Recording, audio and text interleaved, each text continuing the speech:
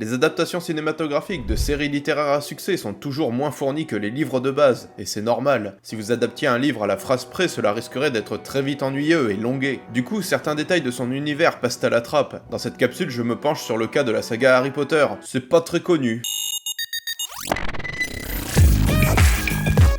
Salut les jeunes, je suis Tillingast et aujourd'hui je lance un Flipendo. Les gens de ma génération ont grandi avec les 8 films Harry Potter sortis entre 2001 et 2011. Je ne vous rappelle pas l'histoire, vous la connaissez tous déjà par cœur. On va plutôt s'intéresser à certains détails présents dans les livres mais pas dans les films, et qui sont pourtant utiles à la compréhension de certaines scènes. Si vous n'avez pas lu les livres ou joué au jeu, le nom de Peeves ne doit rien vous dire. Ce poltergeist farceur est un personnage récurrent qui sème le chaos dans Poudlard et qui embête les élèves. Il n'a pas eu droit au chapitre dans les films. À la fin du premier film, le trio doit passer plusieurs épreuves pour rejoindre la pierre philosophale.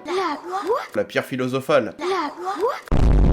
Il n'y en a que 5 dans le film. Le Cerbère, le filet du diable, les clés enchantées, la partie d'échecs et le miroir du Reset. Mais dans le livre, nous avons droit à 2 épreuves en plus. Il y a un combat contre un autre troll, semblable à celui introduit par le professeur Quirrell plus tôt dans le film, mais aussi à une épreuve de potion du professeur Rogue. Argus Rusard est le concierge antipathique de Poudlard. Il s'agit d'un crack-molle. Mais qu'est-ce que ça veut dire? Ce terme, jamais expliqué dans les films, décrit les personnes nées d'au moins un parent magicien, mais qui sont dépourvues de pouvoirs magiques. À part Dobby et Créature, on dirait qu'il n'existe aucun autre elfe de maison dans les films. Pourtant, dans les livres, ils sont légion. Une centaine d'entre eux vivent et travaillent à Poudlard. Ce sont eux qui préparent la nourriture et qui nettoient le château une fois la nuit venue. Dans le 4e film, nous faisons connaissance avec Rita Skeeter, une journaliste travaillant pour la Gazette du Sorcier. Véritable as de la désinformation avec sa manie de déformer tous ses textes à son avantage, nous n'en savons pas plus sur elle. Cependant, les livres nous apprennent qu'il s'agit en fait d'une animagus non déclarée. Elle est capable de se changer en animal, en scarabée plus précisément. Elle utilise ce pouvoir pour rentrer n'importe où et intercepter tous les ragots possibles pour les mettre dans ses articles. Dans le 6e film, les jumeaux Fred et George Weasley ouvrent une boutique de farce et attrape. Mais comment ont-ils eu les fonds nécessaires, sachant que leur famille ne roule pas sur l'or? Eh bien c'est Harry qui leur a donné 1000 galions qu'il a gagné en remportant le tournoi des 3 sorciers en 4e année. Je pourrais vous en citer d'autres pendant 1 heure, et c'est pourquoi je m'en garde pour de prochaines vidéos. Non, ne pleurez pas s'il vous plaît. Si cette capsule vous a plu, n'oubliez pas de vous abonner et de clocher, vous connaissez la chanson. Quant à moi, je vais me boire une petite bière au beurre, parce qu'il n'y a vraiment rien de meilleur que la bière au beurre.